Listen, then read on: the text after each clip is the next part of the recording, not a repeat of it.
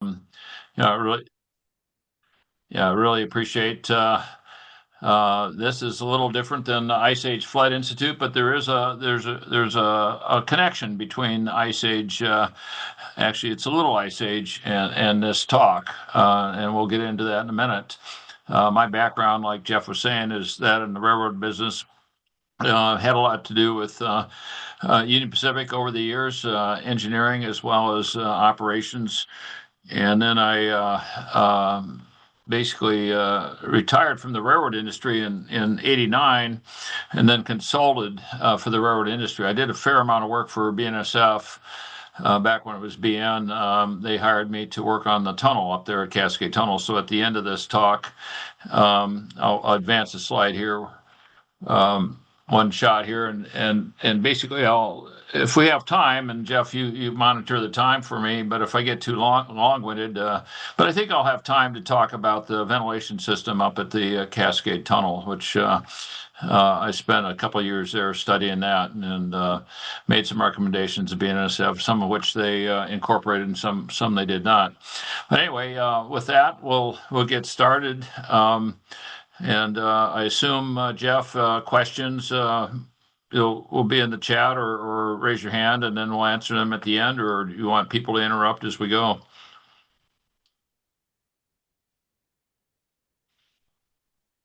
Anyway, I'll just keep going here, you guys.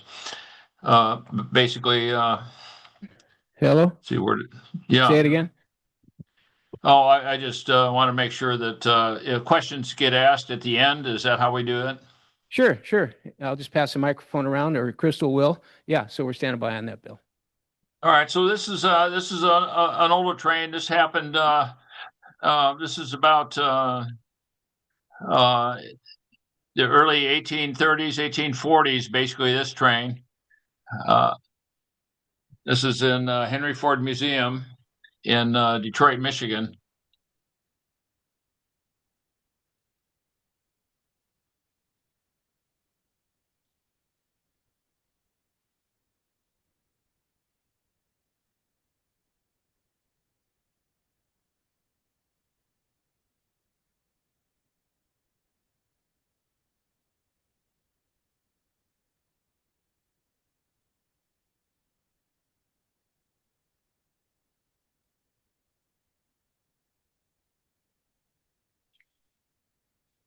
So that's what we're going to talk about today. And again, that's one of the early trains here. But again, we're going to have a little bit of the synergy between the railroad industry, which basically it started up about the same time as the geology, the science of geology.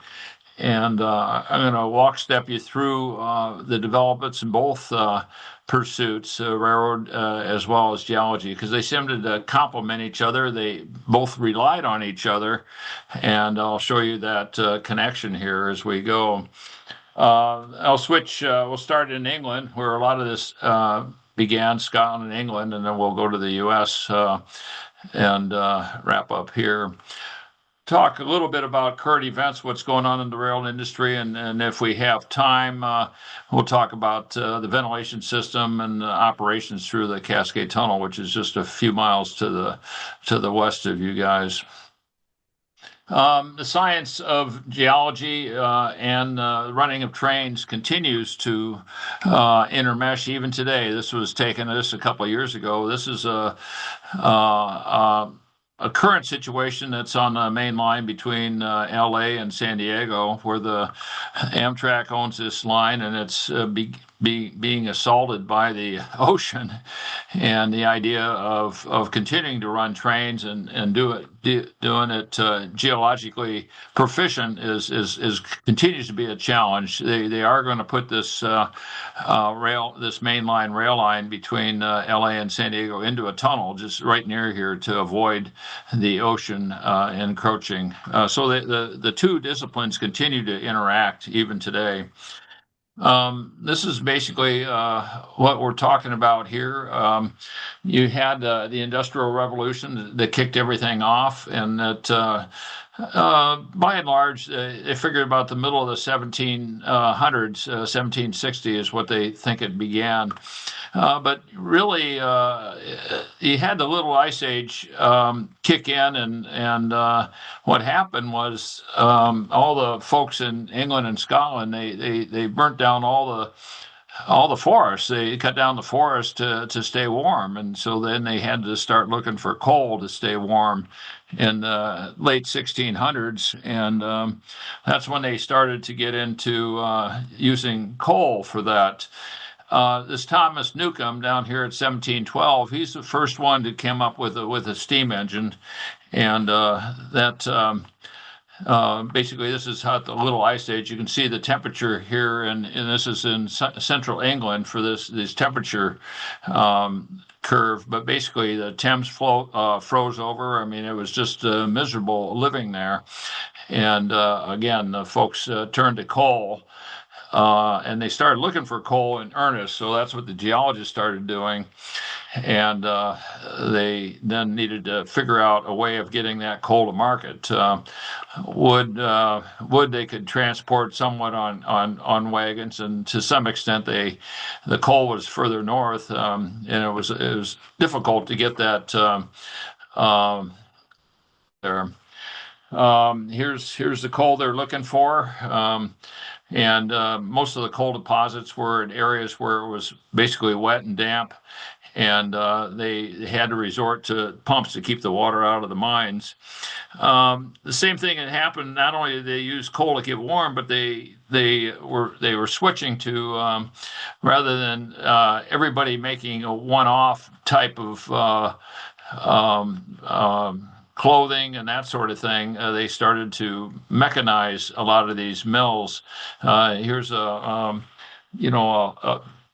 in terms of cloth, they're making cloth here, and then here is a flour mill. So all this mechanization started to creep in the 1700s. And initially they used water power in the 1740s, but then that required all the factories to be located on where the waterfalls were. In the Piedmont there on the East Coast, for instance. This design on a flour mill was actually put together by George Washington and Thomas Jefferson when they were getting along at that time. But this is what Thomas Newcomb developed in 1712 to get the water out of the pumps, out of the pump, the water out of the mines, I should say. And so the geologists would find the mines, but then Newcomb would get this water out, up and out. And it was very inefficient. You can see this tube over here. This is where the steam cylinder was. So the steam would come in here and it would get used once. And then basically it would push the pump up and down. Here's the pump over here. And basically they would then exhaust the steam and then start the whole cycle over again. So it was very inefficient. See what am I doing here? Here we go. But then James Watt came along and he understood that this thing could be put together in terms of he made a compressor, so he cooled off the steam and then recaptured the heat, so to speak, and that became very efficient in terms of steam generation. It increased the efficiency by 75%. So that made the steam engines a lot more powerful, a lot more efficient, and then he was able to condense the size of these things so they would fit on a rail car. So that was very key discoveries by James Watt. He also did something that not a lot of folks did. He figured out how to convert this motion, which basically an up and down motion into a rotary motion. And so it was his linkage that's not often realized that Watt was very clever when it came to all things mechanical. And this he was able to, as you can see, this thing goes up and down like that, and then he gets two wheels to rotate as a result. And this this motion. You can see this dot here. This goes up and down in a straight line. So that he basically converted the straight line motion of a single piston in a steam engine into rotary motion. So that's what's key here, and so that's what Watt was able to put together. Let's see. Here's another shot of that. Again, this is more again the straight line motions here, and then using the linkage here to go on the wheel, and then it was counterweighted to so they could get motion up there. The other thing that happened here is these are this is development as we went along, but you had a steam engine here, and you had these waves, these condrative waves, and just in development. And this was very key way back when. And this Russian in the 1920s, he figured out that these pulses of energy of innovation that would happen in society, and this was one of them. And here's just another sketch of that same thing. We had just human power before we turned to water power and then steam power. And so we're talking about this stage in here in this talk. Going forward, again, the idea that you now had a steam engine, you could now export energy to wherever you could have, where people live, so to speak. You just had to get the coal to them there as well. And that's kind of what the four Scotsmen. Watt was the engineer, but these other three gentlemen were all geologists, and they were the ones that came up with where these prior to James Hutton. People really were just worried about where the big flood was. So, and the Noah's flood. So they scoured the earth looking for deposits of flood material everywhere. But then because they had to start looking for coal, they started looking at structure of the earth, and that was the big change that happened in the mid 1700s. And so the coal they found, and again, this is Hutton putting together the real beginnings of the foundation of geologic formations. And it was this point up in Scotland, Sicker's Point, which he saw this unconformity between the old sandstone and these underlying beds, which were vertical dipping. So he had this huge unconformity, and he just couldn't realize that all happened in 4,000 years. So, which was the prevailing thought at that time. And he just said, we need more time to make this stuff happen. So that was where he started to form his philosophy in terms of geology that differed from what was taught in the Bible. So he was definitely risky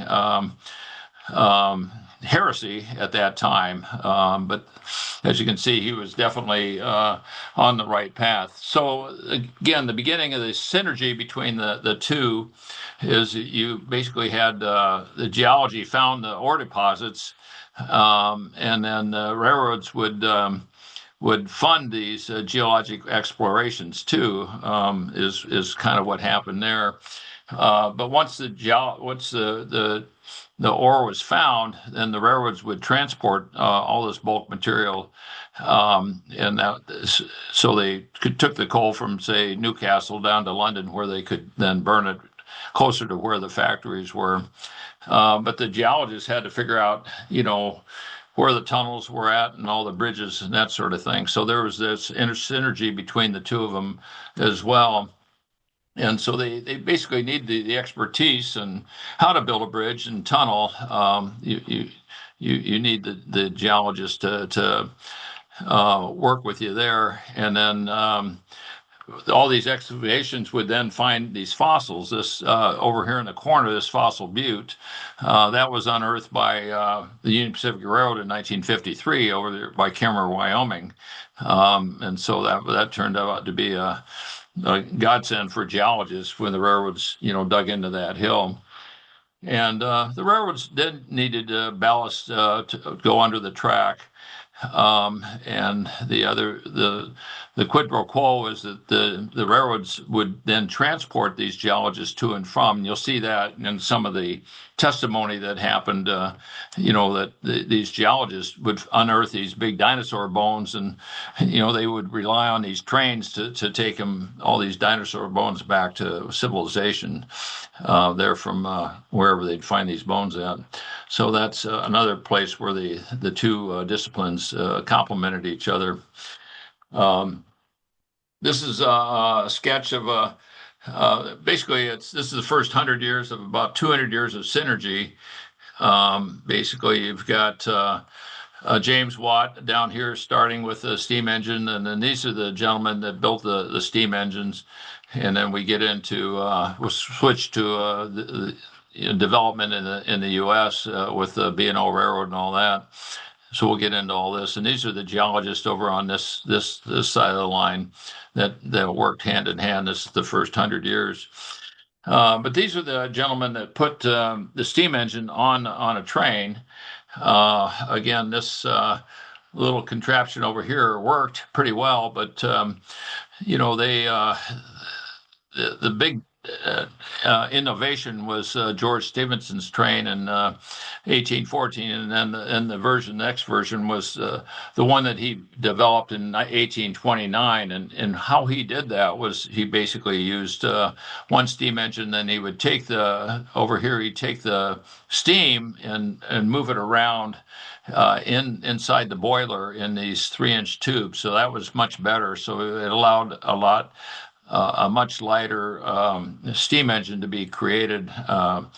And then basically they had a competition where he was able to run at 36 miles an hour with his train. And so basically the people that were opposed to this were basically the canal companies. They saw the trains as a big competition to their survivability. And sure enough, within a couple of years, they basically got rid of all the canals in England. So, but Stephenson was the first. This is a picture of his contraption, the rocket, as he called it. And this thing was a real solid, dependable steam engine that was able to haul carloads of trains. Here you can see a picture of it moving goods from Liverpool to Manchester. The first freight train is what the use was for. They hadn't figured out that they needed to move people yet, but that came pretty soon. First it was the freight that they moved, and then sooner or later, you can see over in the corner, they started moving passengers. The big deal with trains was this is the first time in the history of the world that we turned away from animals and humans to actually transport stuff. Horse and buggies, which was pretty much what we had used. And so wherever there was a market, you had to have a population nearby. And so what happened, you were able to now make things in one place and then ship them to another. That's not all that different than the way we're doing it now with producing our goods in China and then shipping them by ship over to West Coast here, and then by trains through Wenatchee through the rest of the continental U.S. by train. So it's basically disconnecting where you make these things. It doesn't really matter. It's just where you can do it the most economically feasible, and where your raw materials are. And also, once you had trains, you didn't have to really. You just needed to locate where the cities could be relocated onto a trains, and that's pretty much how a lot of railroads got built in the U.S. Towns would vie for the railroad to come through their community because it meant survivability. You could get your goods to market if you had a rail line that come through there. The other thing that England quickly found out is they could use their troops to quell, like there in India. They basically were able to control the population. 140 million people in India with just a handful of people, and they could do that by the fact that they could marshal troops pretty quickly and effectively around the subcontinent of India because they built a rail system. The idea that everybody really liked trains wasn't really universally accepted. In fact, the British tried to get some railroads built in China, and then after the British turned their backs, they would rip up the trains, and so they didn't really feel like they wanted to have these trains in their country.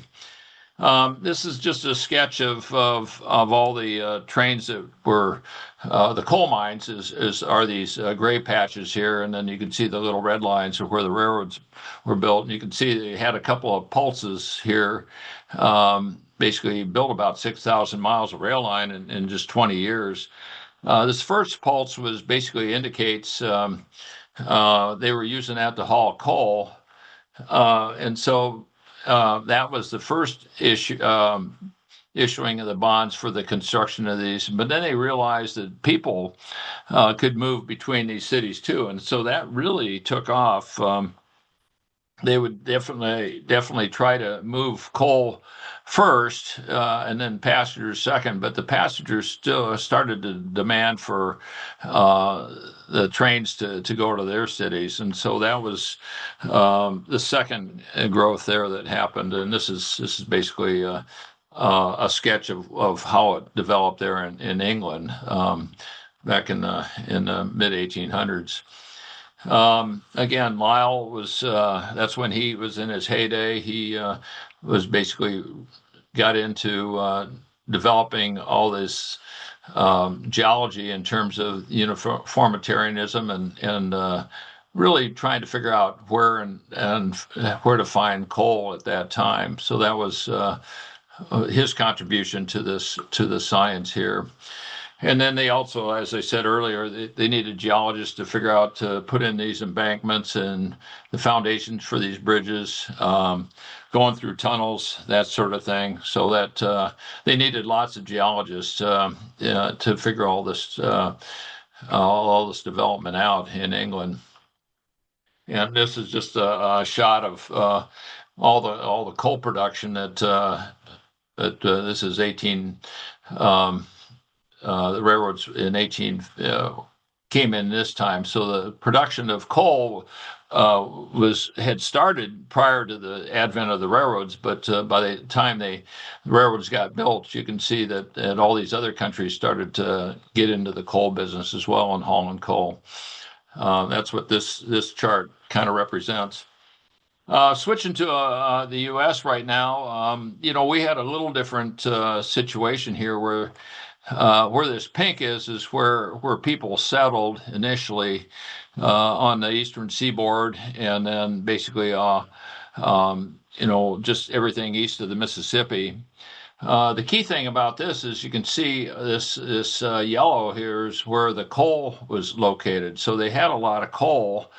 It's not like they needed. The coal was nearby, and so this will make. I'll make a point of this a little later, but it was a matter of just hauling this coal from the coal fields here in the Appalachians to the factories on the eastern seaboard. So it was a fairly short haul, and that's kind of what kicked off the Baltimore and Ohio Railroad. It was basically the first railroad in the U.S. started about the same time as the Rocket did there in England.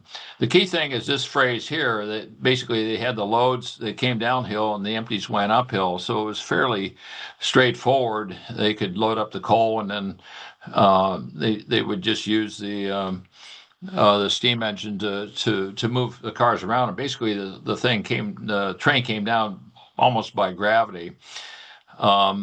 So there's a lot of things that developed when they built the railroad. The first thing was, the state of Pennsylvania didn't want them in their state, so they had to argue the fact that, the state really couldn't deny the entry of a railroad, so they had to work out through the whole whole idea of states' rights versus federal rights. And so the idea too is moving commerce you couldn't stop at a state line, and those laws are still in effect that formulated way back in the 1800s.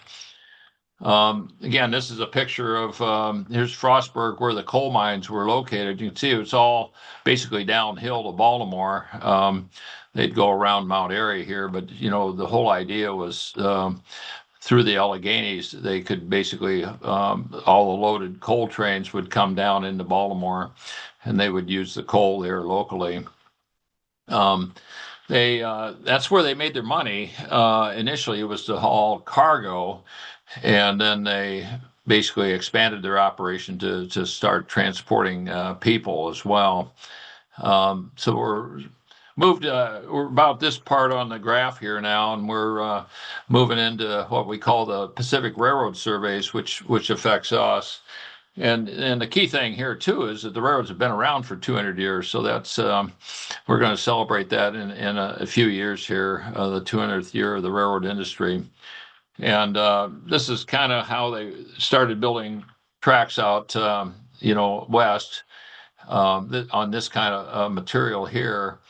And then ultimately, we basically built trains and tracks through the Columbia River Gorge for this picture. So there was this big pull for people to move out west, and initially it was basically in the 1830s, just when the idea of railroads were getting inaugurated back in England and then in Baltimore.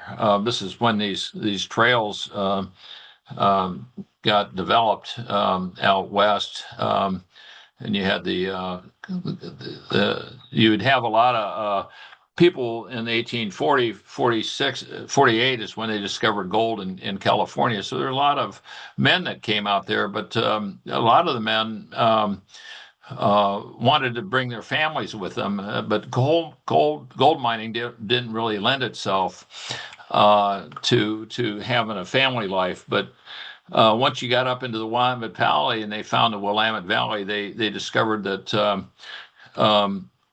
Willamette Valley was a great place to grow food, and then basically you could have farms out there. So that's what the real goal was to come out into the Willamette Valley. And I skipped over this slide, but the woman that really popularized the a movement of women, especially on the Oregon Trail, was a woman by the name of Narcissa Whitman, who basically popularized travel on the Oregon Trail. She sent back a lot of publications that were printed in the local magazines and newspapers there that basically said it's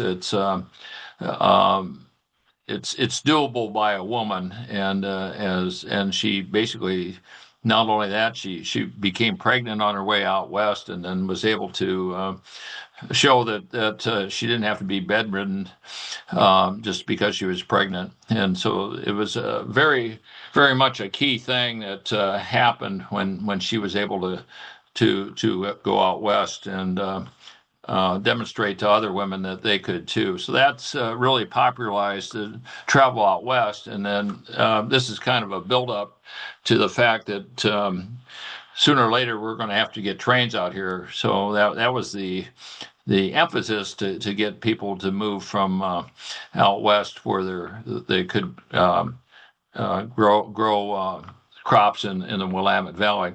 So this is all part of that stage in the 1850s to 1910. There was a huge growth in the amount of railroads that got built. This is what they were hauling back then. The idea that you would need trains to haul this was paramount way back in the 1850s. We didn't invent the car until the late 1890s, so to speak. And so the idea is that you had to haul your grain to market, and basically a horse and buggy arrangement could haul goods about 15 miles one way in a day. And so what the railroads tried to do is basically put a railroad every 30 miles, and that way, if you happen to live halfway in between, you could still get your grain to market in a day, and consequently, the entire rail network was built on this preposition that was all horse and buggy was good for was 15 miles. And so all that agriculture you can see was built was based on that 15-mile rule throughout the Midwest, so to speak. The other thing that happened at this stage, again, all these railroads were getting built, but also you had a lot of scientific papers being written about this time. So not only did the amount of mileage of the railroads getting built, but you had a lot of geologists writing papers on all this because there was lots and lots of exploration going on. And this is part of what prompted this. You had Franklin Pierce and then James Buchanan were presidents. They deputized Jefferson Davis, who was Secretary of the War, to launch the what they call the Pacific Railroad Survey. This is the number of railroads over there throughout the U.S. in 1850. So that was quite a revolutionary concept. You had this draw for people to move out west. Yet there really wasn't any way to go there, and this was quite phenomenal in 1850 when this decision to study the Pacific Railroad Survey, and that we'll get into that real quick. So the idea was they came up with four east-west routes. One is the Northern Pacific, one was Union Pacific, one was the Santa Fe, and the other one was the Southern Pacific routes that were studied. And then they also studied one north-south along the I-5 corridor here between the state of Washington and down in state of Washington wasn't the state then, but the Washington Territory or the Oregon Territory is what it was called, the Oregon Territory and California, which had just been wrestled away from the Mexicans back then because of the gold rush, and so 1853. So they were moving pretty fast with their studies back then, and so the idea was he studied that, and they completed this in 1855. So they launched it in 1853, and they were done in 2 years. So it was kind of a fast and loose study, and so they came up with this um, map. You can see these real fine lines. This is the actual map here, where they have these rail lines through here. What you'll notice is that up here in Marias Pass. See if I can't.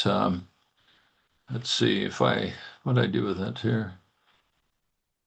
I didn't mean to do that. There we are. So what did I do, Jeff? I hit the wrong button here.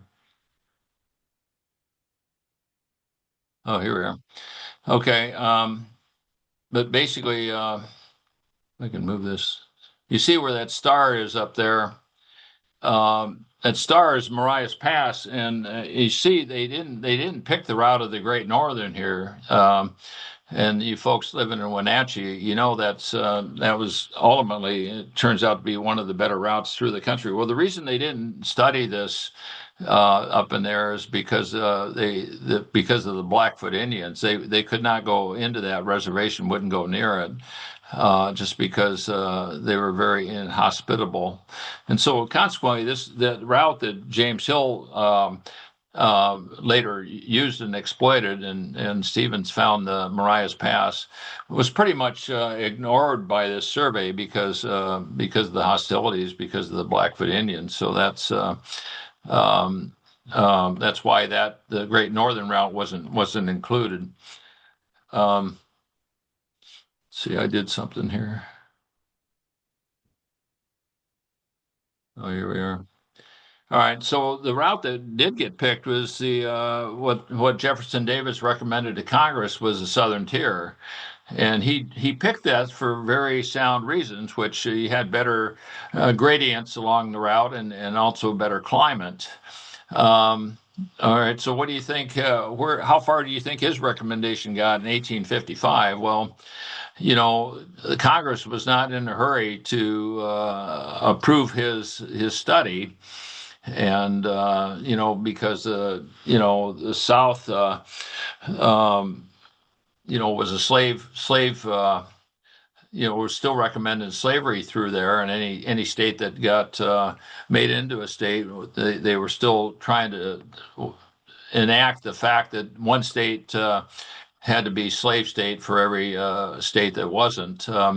So they weren't in any hurry to gavel down on where this railroad should be located. And then, as you folks know, 1861, Fort Sumter, and then the South seceded from the Union, and basically then the Congress that was left, was basically just composed of northern states. And then Theodore Judah came in 1862, and he sat down with Lincoln, and he basically came up with this idea of this Pacific Railroad Act in 1862. It's the same. On the same day, Abraham Lincoln authorized the Homestead Act in Oklahoma too. So for homesteading. So I mean, it was an amazing gesture in the middle of the Civil War to come up with those two. And then this is where basically Abraham Lincoln and Theodore Judah, who was a civil engineer out of Sacramento, California, that's what they decided to put the Union Pacific as the primary route between the east and the west coast. So that's kind of where the Pacific Railroad Survey began in Omaha and then ended in Sacramento. That's how that got decided. With all the southern states absent from Congress there. I want to recommend this book to any folks that are interested in railroads in the Civil War. This Michael Levy book. He talks about the key factors in the war, and it was really how the railroads got managed between the federal top-down management style versus states' rights. It was incredible, the difference. I won't go into that tonight, but this whole topic deserves a presentation unto itself. But again, Davis recommended the Southern Tier, but it didn't work. And you can see during the Civil War, a lot more trains in the northern states to move goods and troops around as opposed to the southern states. And it made a huge difference in the Civil War.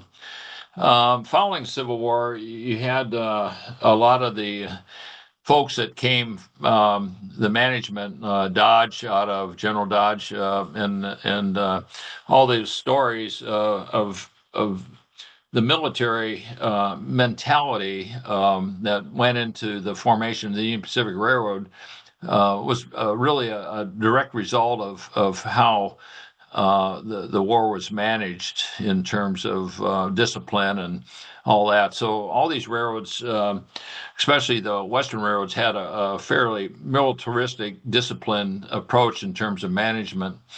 And so, but then when they went to build this railroad, you have to kind of think about. It was right during the middle of the Civil War, number one. Number two, I use this outrageous hypothesis. Vic Baker talks about that, but the idea that we were going to build a railroad from Omaha to the West Coast, really, the East kind of didn't understand that we really needed a railroad. So that was kind of part of the thing. The East had everything you needed. You had the coal right there, and the whole thing was to them kind of a lost leader. So the idea of building a railroad track from Omaha to California was tantamount to like going to the moon. It just seemed a needless expense that really wasn't going to get any return on your investment. So the idea that the nation went ahead and did this is amazing. One of the ways, again, this is the East had everything they needed, and yeah, he had a few gold miners out here, and he had a few farmers up here in Oregon, but that was about it. There wasn't really anything in the intervening states that they thought would result in getting any kind of return on your investment. But Abraham Lincoln did it for all the right reasons to connect this country. One of the things that they came up with was they gave a subsidy per mile.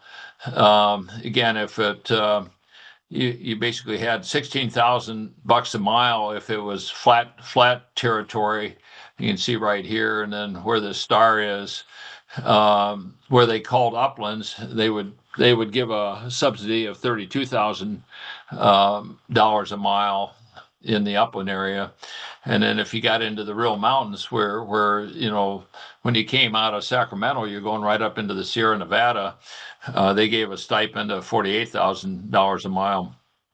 Now the idea, these railroads would be building, and then they would then send in a bill when they got into a few hills. They went from 16,000 miles, and then they would demand they would ask for this 32,000 miles. So they got into a big confrontation between the railroads and the geologists that happened in Archer, Nevada, or Nebraska, where the railroads were saying we want more per mile because it's hilly country as opposed to what the geologists. So that this whole controversy kind of led into. It was one of the reasons they formed the United States Geologic Survey soon after that. So this is kind of some of that land near Archer, Nebraska, and so the UP was wanting more per mile to build through there. Again, this is the Laramie Range, and basically this whole idea of a gangplank being a nice, easy way through the mountains.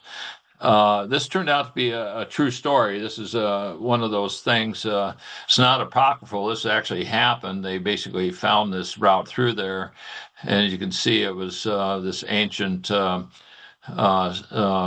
that sand that crept through these mountains that allowed this train track to come up fairly gradually. Again, this is where the big controversy between flat track and hilly track occurred near Archer. I don't know if you guys remember this movie Hell on Wheels, but if you remember, her husband was a surveyor that had found this route through the mountains, and basically he died, and then she ended up with the plans, and then she basically was able to use them to her advantage to get the railroad built, through there. So that turned out to be, I mean, the movie's certainly apocryphal, but the basis on which the movie was crafted in terms of the surveyor, that was all true. Building the railroad up through Cheyenne, Wyoming, into Laramie. And this is kind of what the gangplank is today. You got Interstate 80 there, and then you got the UP freight main sitting right next to it, and they climb from the summit, up over 8,500 feet high up there in the Laramie Range. The other thing that subsidized the railroads is that the railroads were given alternating acreage on each side of the rail line. Yeah, it was a nice gesture, but there was not a lot of ROI on there. That nobody really thought they could produce much. You can see where Union Pacific is basically 200 feet wide, and the subsidy was roughly in that area, where they got alternating sections of line, a land grant on each side. Up here on the Northern Pacific, it's much wider, and the reason it's wider there is because the U.S. government ran out of money, so they started giving more land as an incentive. again, there was no ROI, and so the construction on the Northern Pacific stopped in 1873 and didn't actually get started for another 10 years when it finally got built to the West Coast in 1883. So the idea of having land was certainly nice, but there was nobody living on this land, and so the UP and BNSF basically they're the ones that started, or it was BN that started the Powder River Basin. It was based on these land grants, and Union Pacific Resources. They're in Wyoming. They basically still they basically hire a lot of geologists to exploit the minerals in these land grants that were given to the railroads as an incentive. But basically, the railroads, once it was built, they basically were used to go to California. And the idea of, they wanted to get people to go out west. And so they would tell everybody that the rain follows the plow. And basically, that was kind of the first one of many. But, the idea that the rain followed the plow was a theory that was very popular there, but that was supported strongly by the railroads because it was a nice story that if you got out there and put up the ground, then the rains would follow, which turned out to be apocryphal, but that they only found that later. Basically, the idea was that you had to populate the West, so all these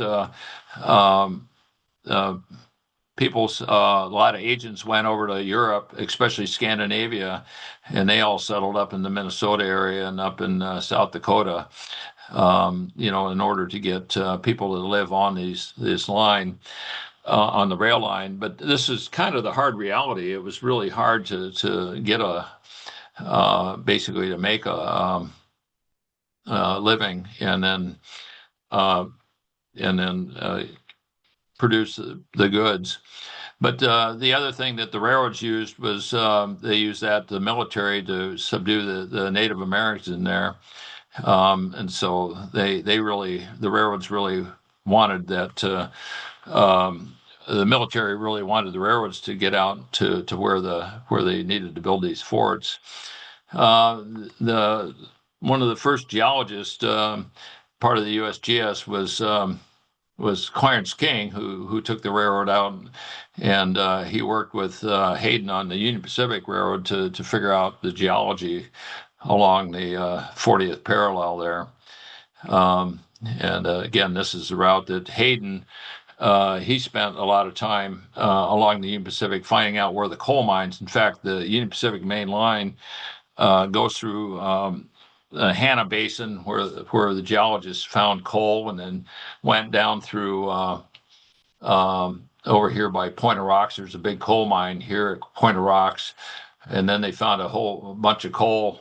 One of the jobs I did when I was with the Union Pacific was build a coal line up to a coal mine there by Rock Springs.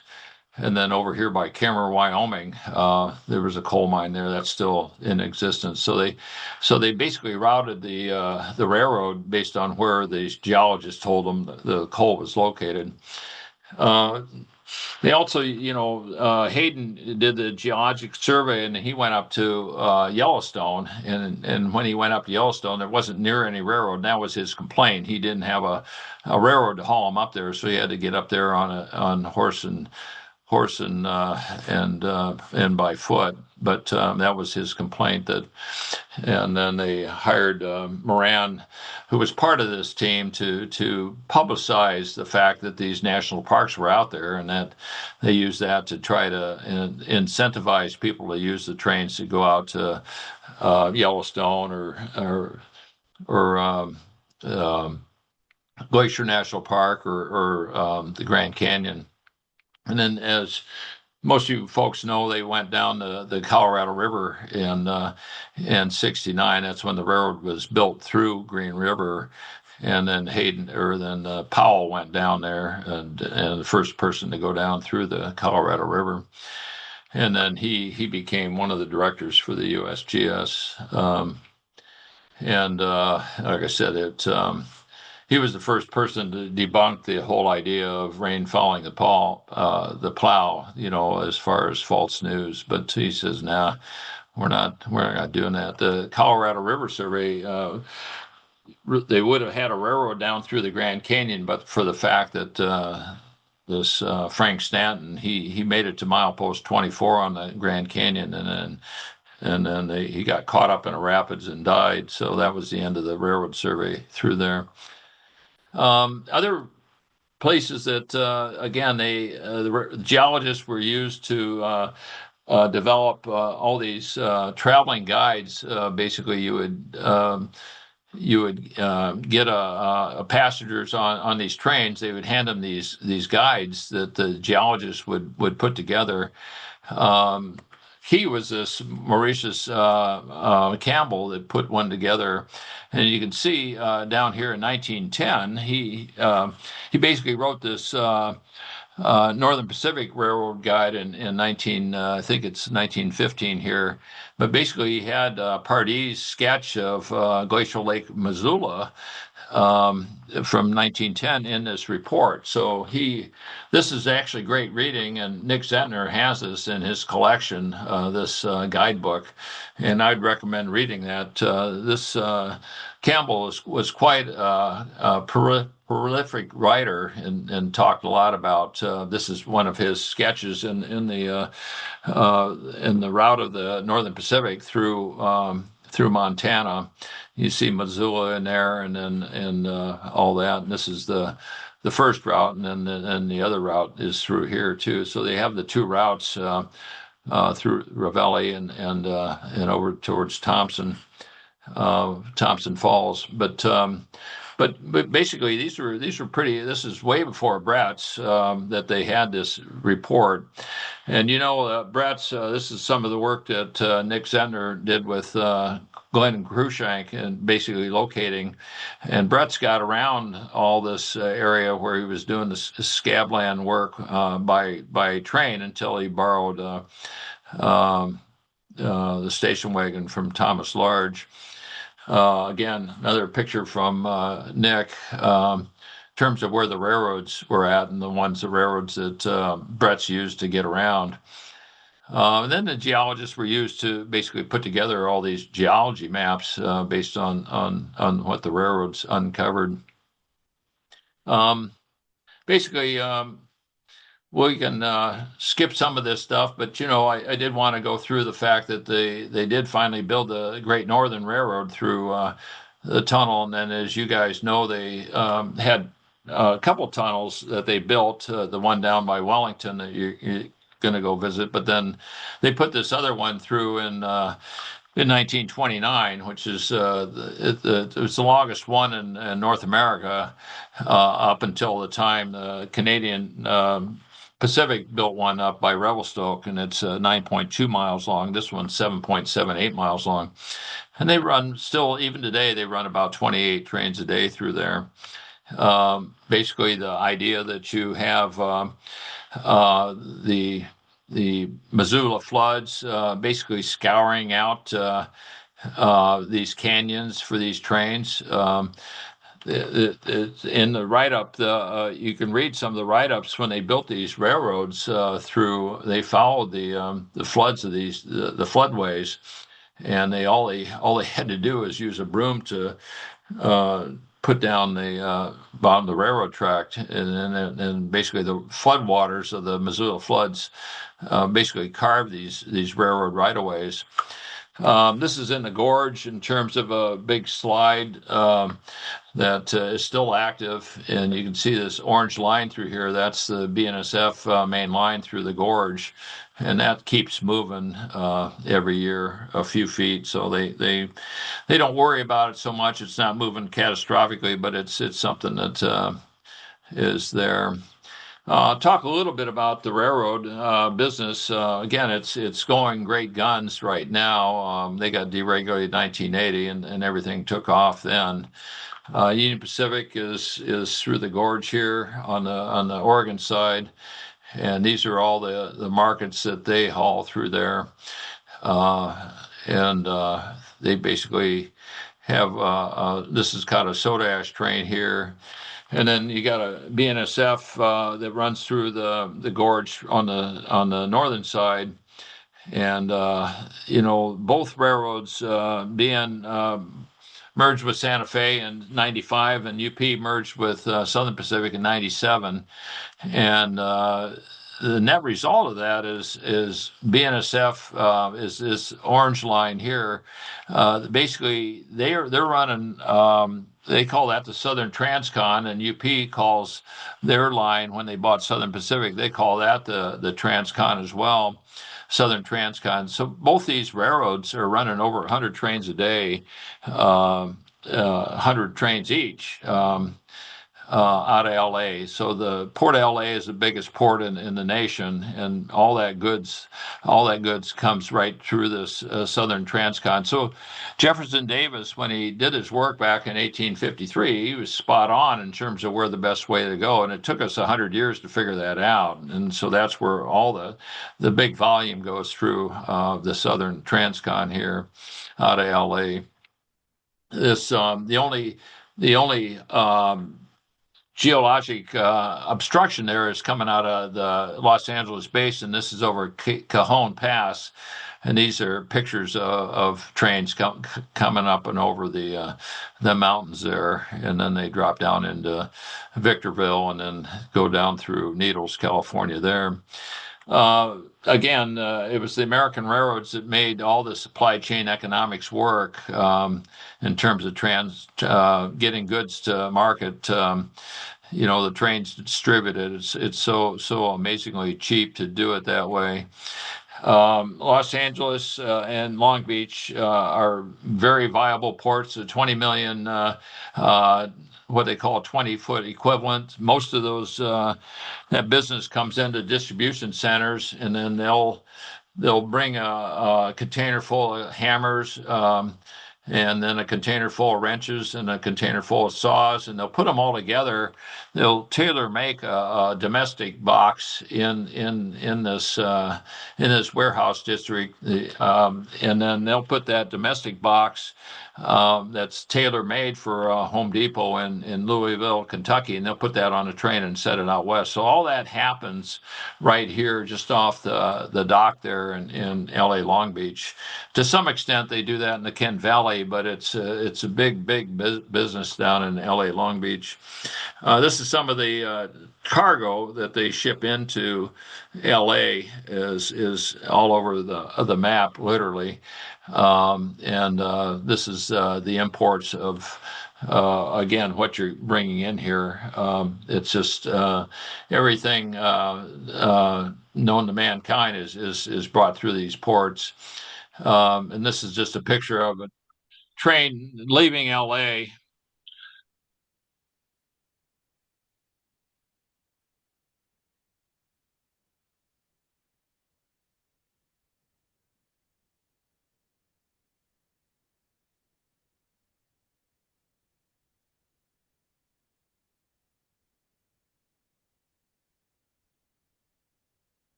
Those trains are all of 2 to 3 miles long down there through the Southern Transcon, and it's quite different than what we have going through Wenatchee. I mean, they don't run them that long, but Union Pacific is running 15,000 foot through the gorge.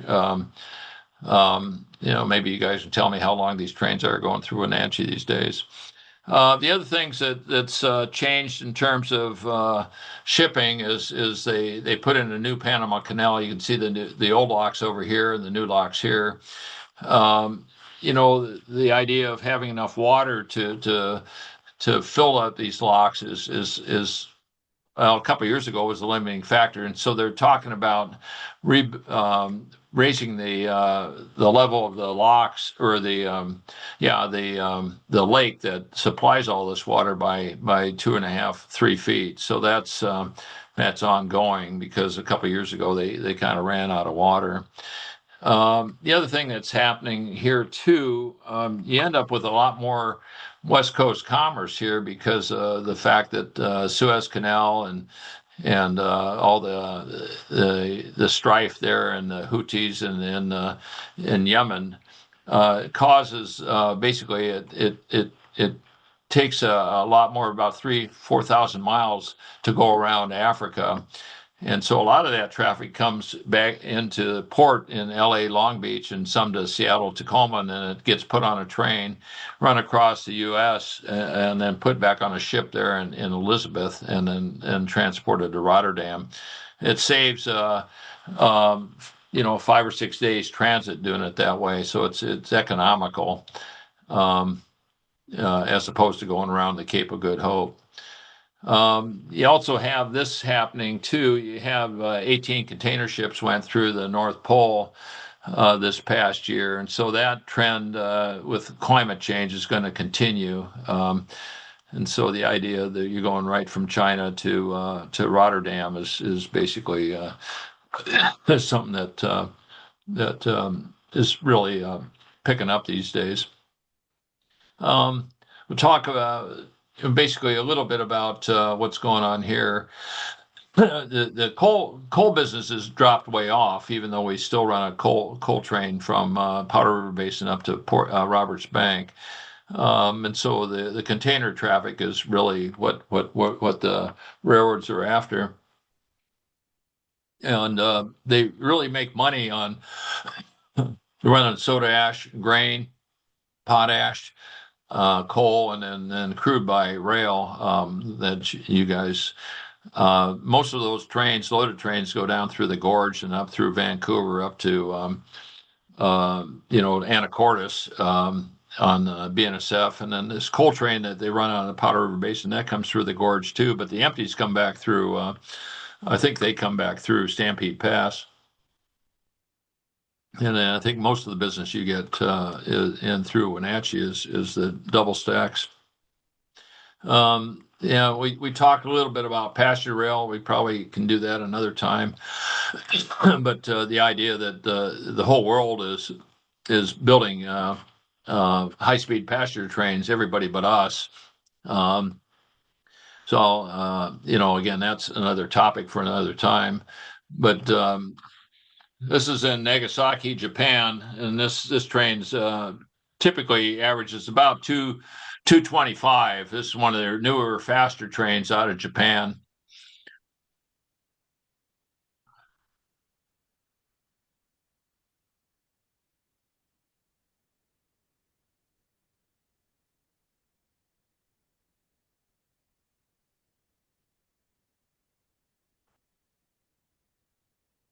And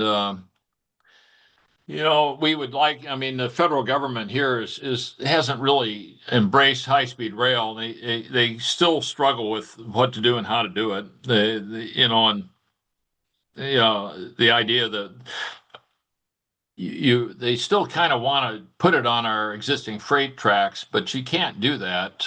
We've got between Seattle and Portland, you got 115 curves between North Vancouver and Tacoma, roughly. It's crazy to think that you get any kind of speed there. So the fastest you can go, is probably 75, 80 miles an hour. So that's not high speed. So, and the idea that if you want to try to use the existing freight line, which is in the yellow, and to straighten it out, I mean, you're really not gaining much.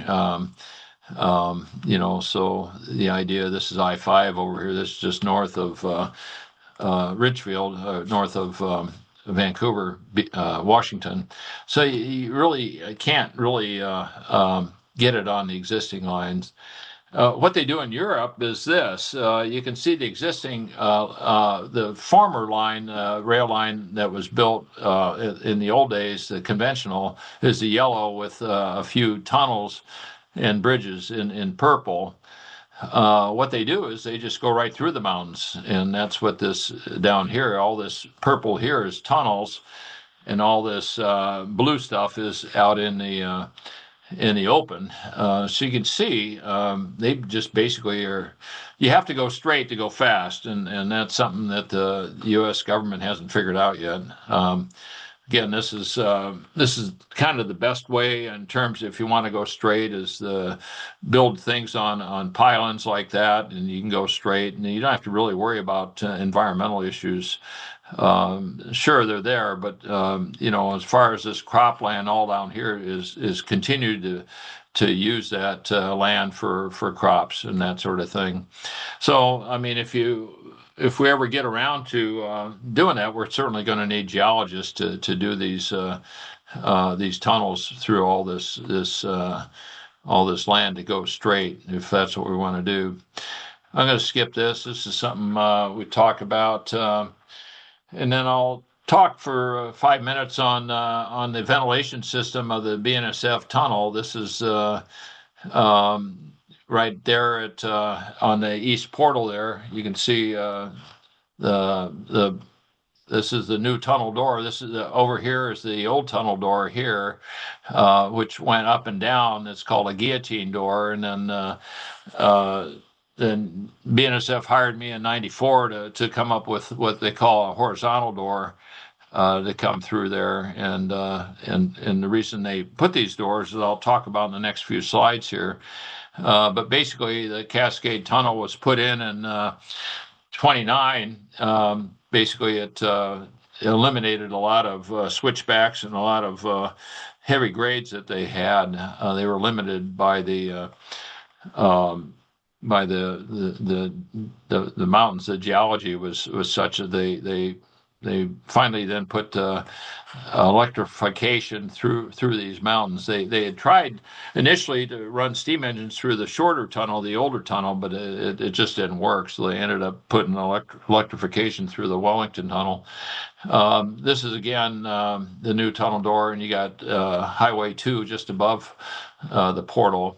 And again, this what happens here is you come out of Skykomish on this side, and you got a 2.25% grade coming up to Scenic, and then you soften the grade through the tunnel to a 1.57% grade, and then the summit is right here at the east portal there at Bern, and you start down 2.25% grade down towards Leavenworth and then in Wenatchee. Again, another shot of the tunnel, and you can see the old tunnel over here.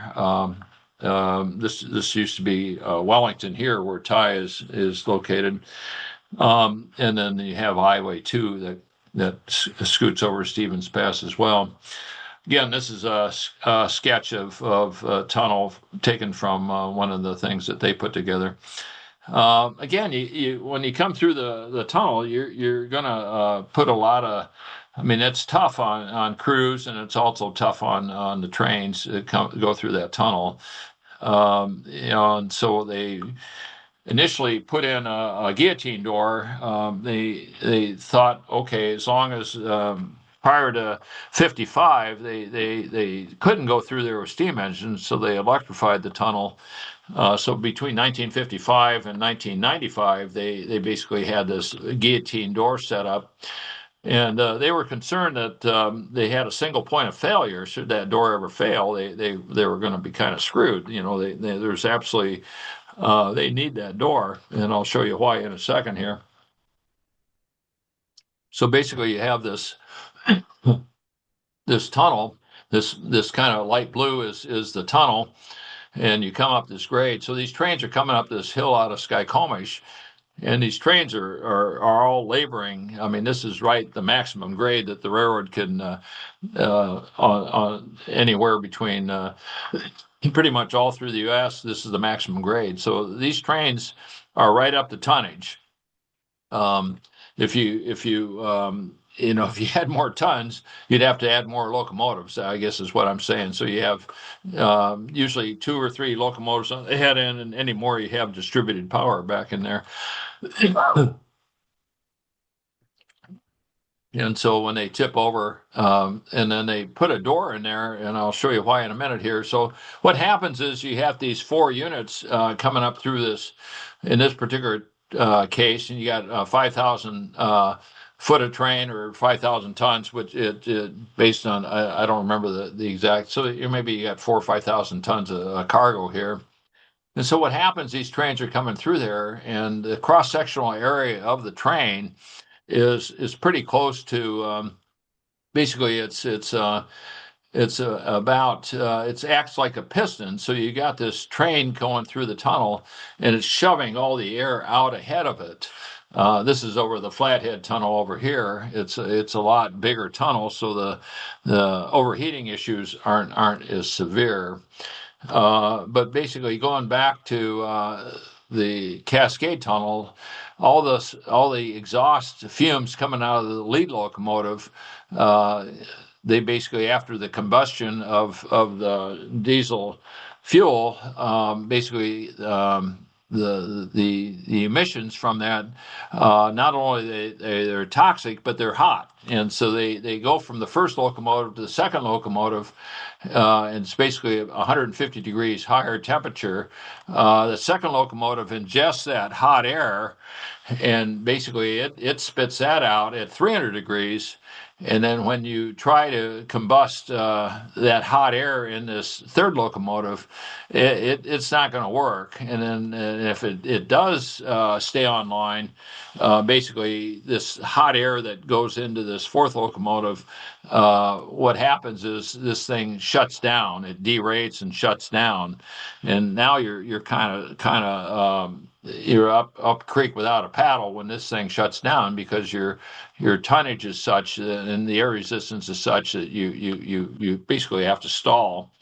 So what would happen is they would then what they came up with in '55 is they would put yeah, this thing would then derate and stall. But basically, they would put a door on this end, and so the idea is you would put the door down, and now you had the train was moving. It had to push against this column of air that was static. And so the train movements, the train horsepower was such that it would have to push through this air, and that by that factor, the air would then force through.